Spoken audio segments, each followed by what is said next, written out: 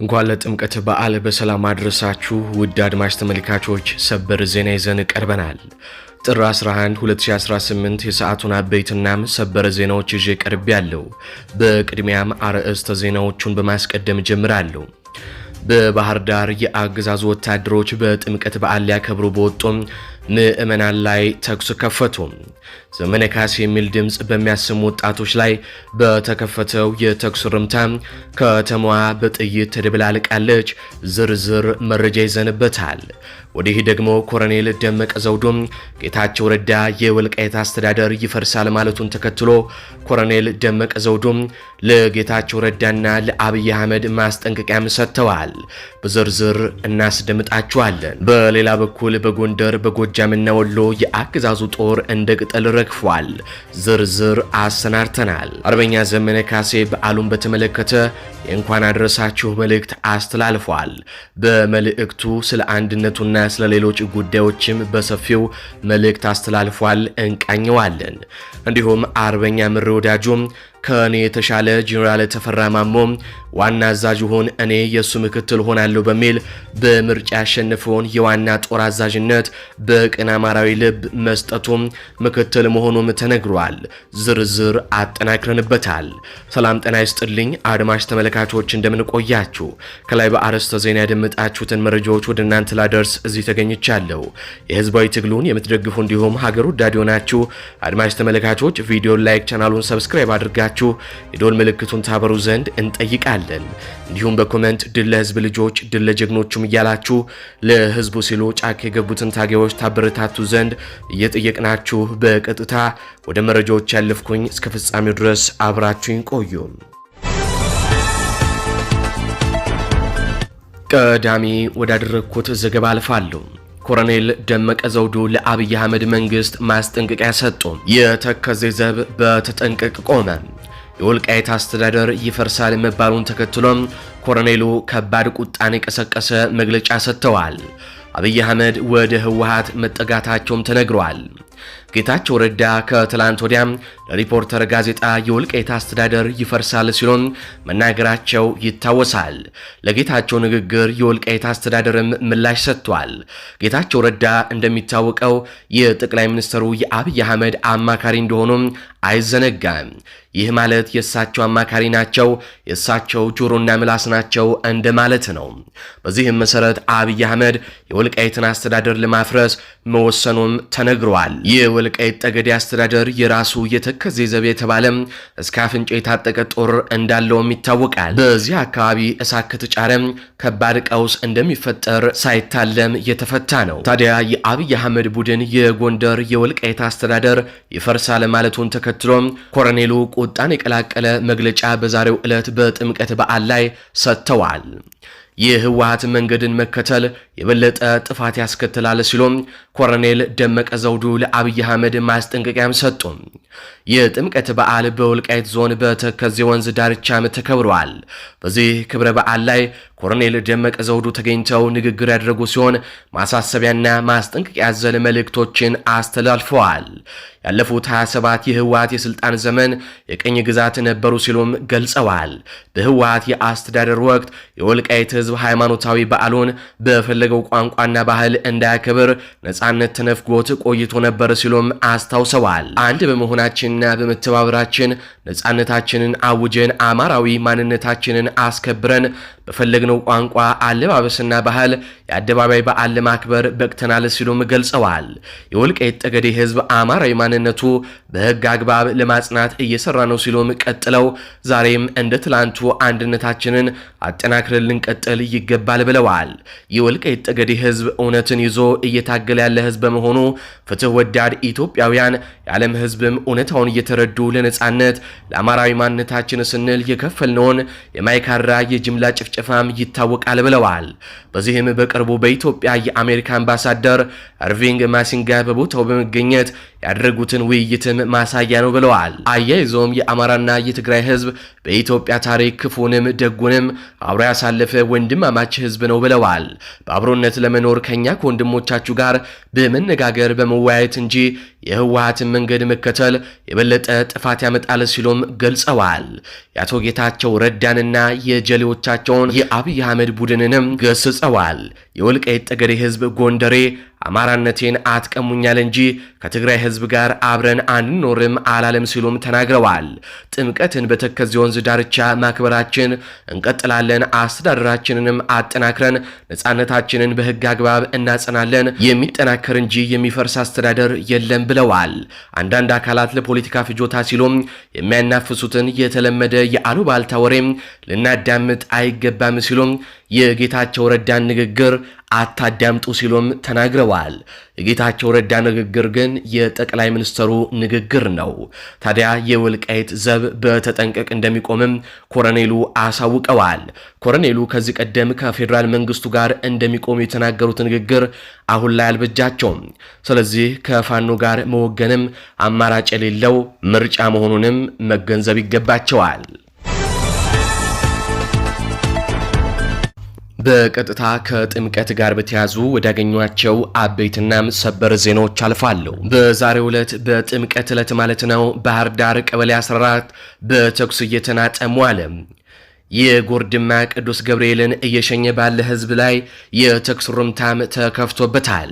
ህዝቡ ታቦቱን ትቶ ወደ ቤቱም እንደገባ ነው የተገለጸው። ከባህር ዳር የደረሰን መረጃ እንዲህ ይላል፣ እንደሚከተለው አነበዋለሁ እንደወረደ። በሁሉም የባህር ዳር ከተማ ታቦት በሚሸኝበት ወጣቱም በቡድን እየሆነ በልዩ ሁኔታ የአርበኛ ዘመነ ካሴን ስም እያነሳ እየጨፈረ ነው። ባንዳው አድማ ብተናና ፖሊስ ሲቪልና ሬንጀር እየለበሱም እየተራወጡ ጭፈራውን ለማስቆም ቢሞክሩም አልቻሉም። በተደጋጋሚ ታቦት የሚያጅበው ምዕመን በሚያውክ መልኩ በድብደባ እየበተኑ ታቦቱን እርቃኑን እያስቀሩት ነው። በተለይም አኮቴት አደባባይ ላይ ድብደባው የባሰበት ህዝብ በጩኸት ድብልቅልቁን ቢያወጣውም ድብደባው ባለመቆሙ ወጣቱ በቀጥታ በወታደሩ ላይ ባገኘው ነገር ሁሉም እርምጃ መውሰዱንም ቀጥሏል። ገረድ ወታደርም አካባቢውን በተኩስ መናጠም ጀምሯል። ህዝቡ ወደ ቤቱ መሮጥም ጀመረ። ታቦቱ ቆሞ ዲያቆናት የደውል ድምፅ ይዘው በመግባት ተኩሱም ቆሞ ነበር። የሮጠው ህዝብ ወደ ታቦቱም አልተመለሰም። በርካታ ህዝብ ታፍሶ ወደ እስር ቤት እየተደበደበም ገብቷል። ወታደሩ ፎጣና ጋቢ በመልበስ መሳሪያውን በመሸፈን እየተሽለከለከም ታይቷል። ይህም አዘናግተው ወጣቱ ላይ ሊተኩሱ ነው ሲሉም የአይን ማኞች ገልጸዋል። በርካታ ጆሮ ጠቢዎችም ከህዝቡ ጋርም ተቀላቅለዋል። ይህ መረጃ የደረሰን 9 ሰዓት ሲል ከባህር ዳር ካሉ ምንጮቻችን ነው። በዚህ መሰረት በባህር ዳር ሲደረግ የነበረው የጥምቀት በዓል በበርካታ ቦታዎች ላይ በተኩስ ሲናጥ እንደነበረም ከቦታው አረጋግጠናል። አገዛዙ የአርበኛ ዘመነ ካሴን ስም በከፍታ ሲጠሩ በነበሩ ወጣቶች ላይ በጀመረው ተኩስ ነው ጉዳዩ ተስፋፍቶ በርካታ ወጣቶች ወደ እስር ቤት፣ በርካቶች ደግሞ መቁሰል አደጋም የደረሰባቸው ተብሏል። አሁንም ግርግሩ የቀጠለ ሲሆን ከመሸም አገዛዙ በርካታ ቦታዎች ላይ ወጣቶችን እያፈሰ መሆኑም ተረጋግጧል። ከዚህ በተጨማሪም በአዲስ አበባም እንዲሁ የአገዛዙ ሰራዊት ወታደሮች ወጣቶችን እያፈሱ እንዲሁም ደግሞ ስልክ እየበረበሩ መሆናቸውም ተገልጿል። ከዚህ በተጨማሪ በትላንትናው ዕለት በኮየ ፈጬም የደረሰ አሳዛኝ አደጋም ነበረ። በትላንትናው ዕለት ጥር 10 ቀን 2018 ዓ.ም በሸገር ከተማ ኮየ ፈጬ ክፍለ ከተማ በሚገኘው የደብረ ፀሐይ መድኃኔዓለም ቤተክርስቲያን ምዕመናን ታቦተ ሕጉን አጅበው ወደ ባህር ጥምቀት በማቅናት ላይ ያሉ በሚጓዙበት ሰረገላና በኤሌክትሪክ መስመር መካከል በተፈጠረ ንክኪ የአራት ሰዎች ሕይወት ወዲያውኑም አልፏል። ለሟች ቤተሰቦች መጽናናቱን እንመኛለን። በባህር ዳር ጉዳይ ተጨማሪ መረጃዎች ሲደርሱን ይዘን የምንመለስ ይሆናል። ወደ ጦር ግንባር መረጃዎች አልፋለሁ። ጎንደር ላይ እናተኩራለን። የደስታ መግለጫ ኦፕሬሽን ጣቁሳ ወረዳ ቻችና አልዋ ቀበሌም የብልጽግና ጥምር ጦር በከበባ ሲወቀጥ አደረ ተባለ። በአፋብን ጎንደር ጠቅላይ ግዛት እዝ በገኝ ምድር ክፍለ ጦር ናዶ ብርጌድ ተወርዋሪዎች ከበባ ውስጥ የገባው ኃይል ለጊዜው ቁጥሩ ያልታወቀ የብልጽግና ኃይል ከምሽጉ ውስጥ ጭቃ መሆኑ ተነገረ። በአማራ ፋኖ አንድነት የተደሰቱት አናብስቶቹም የአንድነቱን የመጀመሪያ ጉዞ በጎንደር ሀብለው ጀምረውታል። ውጊያው በበላይነት የመራው የናዶ ብርጌድ ዘመቻ መሪ ወጣቱ ተወርዋሪም ነብር አርበኛ አወቀም የደስታ መግለጫ ዘመቻውን በብቃት መርቶታል ነው የተባለው። ከዚህ የፋኖ አንድነት ጋር በተያዘም ለሚዲያችን አንድ አዲስ መረጃ ደርሶታል። በትላንትናው ዕለት በነበረው ዘገባችን አርበኛ ደረጀ በላይ ከኔ የተሻለ ሌላ ሰው ይገባዋል ብሎ ስልጣኑን አሳልፎ መስጠቱ በአማራ ልባዊና ፍቅር አሳልፎ መስጠቱን መዘገባችን ይታወሳል። አሁን ደግሞ አዲስ መረጃ ተሰምቷል። ከዚሁ ጋር በተያዘ አርበኛ ምሬ ወዳጆ ጄኔራል ተፈራ እያለ እኔ መሪ አልሆንም አልችልም፣ የኔም ቦታ ለሱ ስጦት፣ እኔም ከስር ሆኜ በምክትልነት እመራለሁ ሲል አርበኛ ምሬ ወዳጆ በአፋብን ውስጥ ተሰጥቶት የነበረውን ዋና ወታደራዊ አዛዥነት ለብርጋዴር ጀነራል ተፈራ ማሞ አሳልፎ በመስጠት ምክትል ወታደራዊ አዛዥ ሆኜ እሰራለሁ ማለቱም አሁን መረጃው ደርሶናል። ከዚህ ጋር በተያያዘ አርበኛ ምሬ ወዳጆ ምንም እንኳን ከበቂ በላይ አቅሙና ወታደራዊ ብቃቱ ቢኖረውም ነገር ግን ጀነራሉ ከኔ የተሻለ በወታደራዊ ስራው ላይ እጅግ በርካታ ዓመታትን አሳልፈዋል። ጀነራሉ የተሻለ ልምድ ያላቸው እሳቸው ዋና ወታደራዊ አዛዥነት ቦታውን ያዙ፣ እኔ ደግሞ ምክትላቸው ሆኜ እሰራለሁ ማለቱን የደረሰን መረጃም ያሳያል። ምሬ ወዳጁ እንዲህ ብሎ ቦታውን ማስረከቡን የደረሰን መረጃ ተጨባጭ መረጃ ያሳያል። አርበኛ ዘመነ ካሴ የአፋብን ሊቀመንበር እንኳን አድረሳችሁ ወደሚለው መግለጫው አልፋለሁ። የአርበኛውን የእንኳን አድረሳችሁ መግለጫም እንደሚከተለው አነበዋለሁ። ለመላው የአማራ ህዝብ፣ ለመላው የኢትዮጵያ ህዝብ፣ ለመላው ፋኖ አባላትና አመራሮች እንኳን ለ2018 ዓ.ም የከተራና የጥምቀት በዓል በሰላም አድረሳችሁ አድረሰን።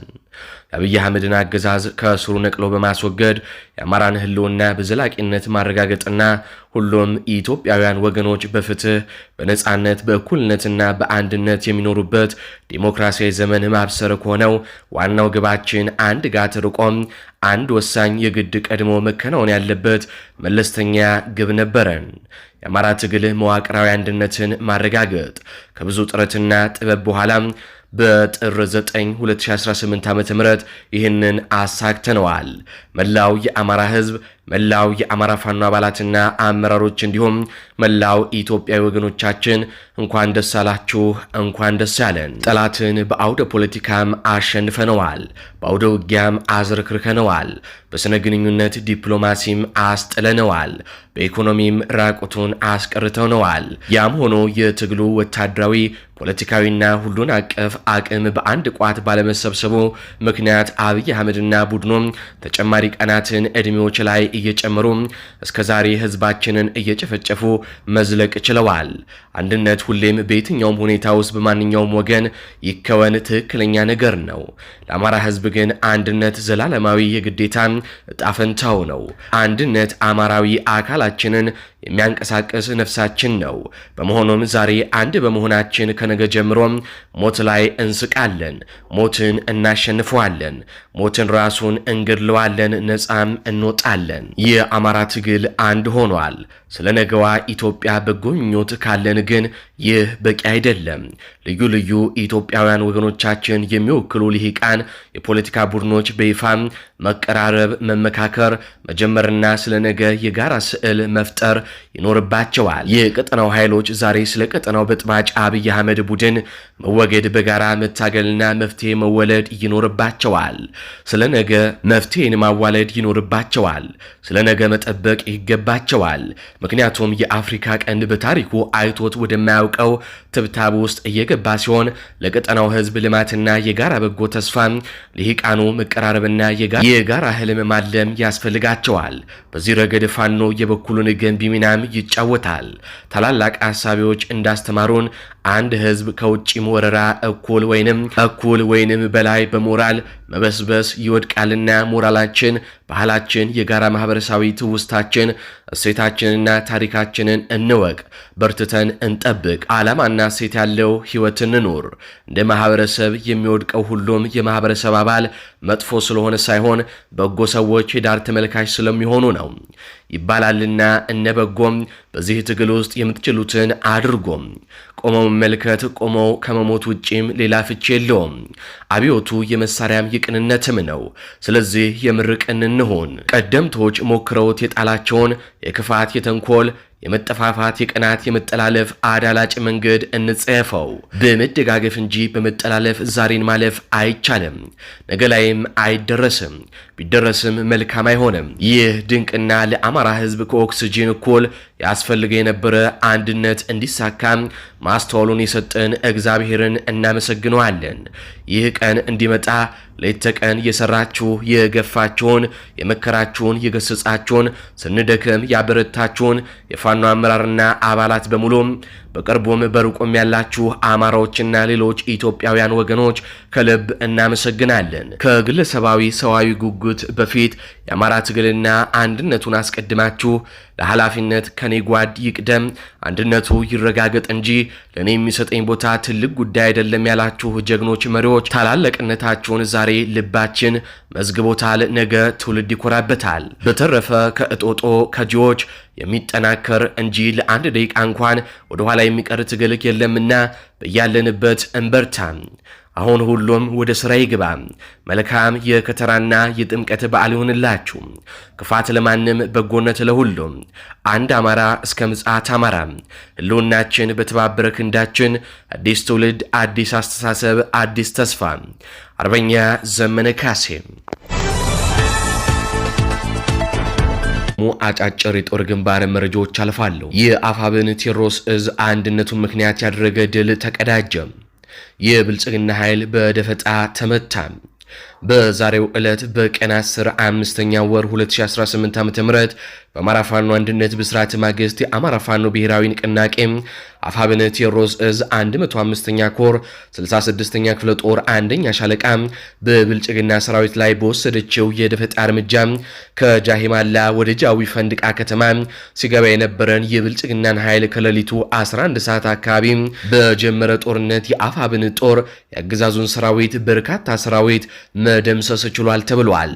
206ኛ ኮር አንድነቱን ምክንያት በማድረግ ከሌሊቱ 6 ሰዓት ጀምሮ በደብረ ማርቆስ ከተማ በመሸገው የብልጽግና ኃይል ላይ ከፍተኛ ጥቃት ፈጽመዋል። በትላንትናው ዕለት ይፋ የተደረገውን የአፋብን ምስረታን ምክንያት በማድረግ ደስታቸውን ብልጽግናን በመደምሰስ አንድነቱን በድል የጀመሩት 206ኛ ኮር 14ኛ ክፍለ ጦር ሌሊቱን ደብረ ማርቆስ ከተማ በመግባት የብልጽግናን ኃይል በተኛበት አፈር አልብሰውታል ነው የተባለው። ከሌሊቱ 6 ሰዓት ጀምሮ በከተማዋ በመዘዋወር የብልጽግናን ኃይል ሲያድኑ የነበሩት የኮሩ አዳኝ ቡድን በአራተኛ ፖሊስ ጣቢያ የቦምብ ጥቃት በማድረስ በርካታ ፖሊስም ደምስሰዋል ነው የተባለው። በአዲሱ ዩኒቨርሲቲና ውሃጋኑ አካባቢ ተነጥፎ የነበረው የአገዛዙ ሰራዊት ባልጠበቀው ሰዓት በደረሰበት ጉዳት ብሬን ተኳሹን ጨምሮ በርካታ የሰራዊቱ አባላቶች መገደላቸውም ተረጋግጧል። አሁን በቀጥታ ከቤተ አማራ ወሎ ወደ ተገኘው ሰበር የጦር ግንባር መረጃ አልፋለሁ። ተጠናክሮ በቀጠለው የህልውና ተጋድሎ 4 የመቶ አለቃ ማዕረግ ያላቸውን ጨምሮ 34 የብልጽግና ኃይልን በመደምሰስና 21 ክላሽንኮቭ በመማረክ ተከዜ ክፍለ ጦር ታላቅ ጀብዱ ፈጸመ። የአማራ ፋኖ ብሔራዊ ንቅናቄ አፋብን ምስራቅ አማራ ቀጠና ሚኒሊክ እዝ ላስታ ጀነራል አሳምነው ጽጌ ኮር ክንፍ የሆነው ተከዜ ክፍለ ጦር ከጥር 8 እስከ ጥር 10 ቀን 2018 ዓ.ም ለተከታታይ 3 ቀናት ከብልጽግና ጋር ባደረገው እልህ አስጨራሽ ተጋድሎ የላስታ ሰንሰለታማ ተራሮች የብልጽግና መቀበሪያ የወገን ከለላና መከታ ሆነው ተከዜዎቹ የብልጽግናን ወንበር አስጠባቂ መስለኔ አንገት በማስደፋት ታላቅ ጀብዱ ፈጽመዋል። የብልጽግና ኃይል በሜካናይዝድ የታገዘ በመድፍ በ107 በዙ 23 አየር መቃወሚያ በሞርተር በ120 በሞርተር 82 ታግዞ ከላስታ ወረዳ ኩል መስክ ዙ አባ ኪዳን ምህረትና ከገነተ ማርያም ቻይና ካምፕ ቀጭን አበባ ደብራይ ድረስ ያካለለ አውደ ውጊያ ያደረገ ሲሆን ተከዜዎቹ በሚያውቁት መልክዓ ምድር በመውጣትና በመውረድ የብልጽግናን ኃይል ሲያደባዩት ውለው አድረዋል። በዚህ አውደ ውጊያ 4 የመቶ አለቃ ማዕረግ ያላቸው አመራሮችን ጨምሮ 34 የብልጽግና ኃይል ሲደመሰስ ከ20 በላይ መቁሰላቸውም ታውቋል።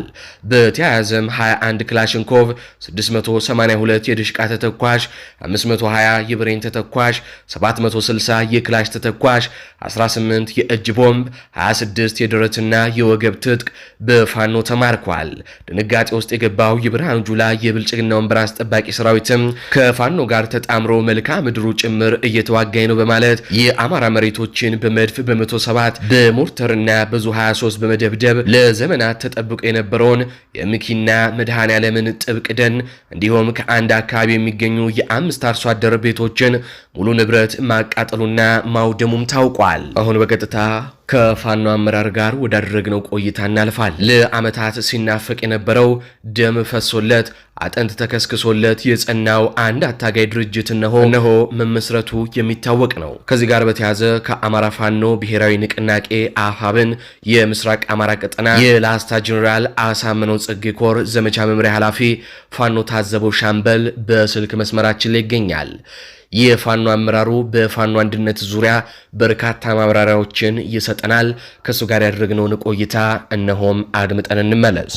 እሺ አድማጭ ተመልካቾቻችን እንደምን ዋላችሁ፣ እንደምን አመሻችሁ። ያው በዚህን ሰዓት ላይ ያው ያለው ሁኔታ ይታወቃል። የአማራ ፋኖ በሁለቱም ድርጅት ያሉት በአፋብሃና በአፋሕድ በኩል አዲስ ድርጅት አዲስ መዋቅር ይዘውልን መጥተዋል። አፋብን የሚባል ድርጅት ተመስርቷል። የፋኖ ኃይሎች ወደ አንድ መዋቅር ወደ አንድ ድርጅት ገብተዋል። ታዲያ ከዚህ ጋር በተያያዘ የፋኖ አመራር በስልክ ጋብዘናል። የአፋብን ምስራቅ አማራ ቀጠና የላስታ ጀነራል አሳምነው ጽጌ ኮር ዘመቻ መምሪያ ኃላፊ ፋኖ ታዘበው በስልክ መስመራችን ላይ ይገኛል።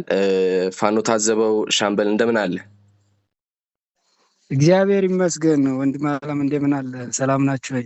አለን እግዚአብሔር ይመስገን። ያው እንኳን ደስ አላችሁ ለማለት ወዳለሁ። በመጀመሪያ በዚሁ አስቀጥዬ የመጀመሪያ ጥያቄ የሚሆነው እንደሚታወቀው የአማራ ሕዝብ ከረጅም ጊዜ በኋላ አንድ የሚያደርገው የራሱ የሚለው ድርጅት ተመስርቶለታል፣ አፋብን የሚባል። ታዲያ ከዚህ ጋር በተያያዘ ያው በህዝቡ ዘንድ ያለው ደስታ የሚታወቅ ነው። ህዝቡ ደስታውን እየገለጸ ነው። ነገር ግን ያው ህዝቡ ሰራዊቱ ውስጥ ያለውን ደስታ ማወቅ ስለሚፈልግ ከዚህ አንድነት ብስራት በኋላ እንደው ሰራዊቱ ውስጥ ያለው ደስታ ምን ይመስላል? ሰራዊቱ እንዴት ደስታውን እያንጸባረቀ ነው የሚለውን እስቲ ብትነግረን ደስ ይለናል። እሺ አመሰግናለሁ። በመጀመሪያ ደረጃ ተስፋው ፋኖ ለሆነው ለተገፋው የአማራ ህዝብና እንዲሁም በተለያየ አቅጣጫ ላሉ የፋኖ ደጋፊዎች በአገር ውስጥም በአገር ውጭም ላላችሁ የፋኖን አንድነት ለምትፈልጉና እህት ወንድሞቼ እንደዚሁም የአማራ ህዝብ እንኳን ደስ አላችሁ ማለት ነው ፈልገው። የመጀመሪያው እንኳን ደስ አላችሁ እንኳን ደስ አለን ማለት ፈልጋለሁ። ከዛ በመቀጠል ያው ይሄ አንድነት ሰራዊታችንም ህዝባችንም በረጅሙ ሲጠብቀው የነበረውና በተስፋ ሲጠባበቀው የነበረው ነው። መሪዎቻችንም ከምንም በላይ ከአንዱ አቅጣጫ ወደ አንዱ አቅጣጫ በጣም በብዙ ውጣ ውረድ የሰሩት አንድነት ነው። ሰራዊታችንም ህዝባችንም በጣም ለረጅም ሰዓት ሲጠብቀው የነበረው አንድነት ነውና የሰራዊታችንም የህዝባችንም ተስፋ ያው በጠበቀው ልክ አንድነቱን አይቷል። አሁን ደግሞ ሰራዊታችን ከምን ጊዜውም በላይ ከስካሁኑም በላይ በምንም አይነት ሁኔታ ማንኛውንም ነገር ለማድረግ ወደፊት የዚህን የአማራን ህዝብ እንባ ለማበስ በየትኛውም ሁኔታ ያለው የሰራዊት ክፍላችን በጣም በዝግጁነትና ከምንም በላይ በስነ ልቦና ተዘጋጅቶ የተሻለ የትግል አፈጻጸም ለማድረግ ተዘጋጅቶ ያለና ከምንም በላይ ተደስቶ ነው ያለው ሰራዊታችንም ህዝባችንም ከምንም በላይ ፋኖ ላይ ያለው የማሸነፍ ተስፋ ያው ፋኖነት የአሸናፊነት ምልክት እንደሆነ ይታወቃል። ስለዚህ ህዝባችንም እንደምናሸንፍ ነፃ እንደምናወጣው ያረጋገጠበት ሂደት ነው ማለት ነው። የአንድነት ሰራዊታችንም ከተለያየ ከአራቱም አቅጣጫ ነገ ተባውዞ ከየትኛውም ህብረ ብሔር ጋር ሆኖ የዚችን የአማራን ህዝብ የመጀመሪያው እንደ አማራ ጥፋት የታወጀበትን ህዝብ ማዳን፣ ከዛ ውጭ ደግሞ ታላቋን ይችን ሀገር ከውጭም ከውስጥም ካሉ እንደዚህ ህዝብ ጸረ ህዝብ ከሆኑ ስርዓቶች ከዚህ ገዳይ ከሆኑ ስርዓቶች የሚታደግበት ሂደት ነው ማለት ነው ሰራዊታችን። በዛ አድማጭ ተመልካቾች ለሰዓቱ ያስኩላችሁ ዘገባዎች እነዚህን ይመስላሉ። በዜናዎቻችን ላይ ያላችሁን ሐሳብ አስተያየት በኮሜንት መስጫ ስር አስፍሩልን። እንዲሁም በዝግጅታችን ክፍል ላይ ያላችሁን ሐሳብ አስተያየት ምን ይጨመር ምን ይቀነስ የሚሉትንም በኮሜንት መስጫ ስር አስፍሩልን። እንዲሁም ቪዲዮውን ላይክ፣ ቻናሉን ሰብስክራይብ በማድረግ አጋርነታችሁንም እንድታሳዩን እንጠይቃለን። እንዲሁም ላልሰሙ እንዲደርስ ሼር በማድረግ ለበርካቶች ተደራሽ ታደርጉን ዘንድም እንጠይቃለን። በቀጣይ በሌሎች ዘገባዎች እስካገኛችሁ ድረስ ቸር ያሰማን።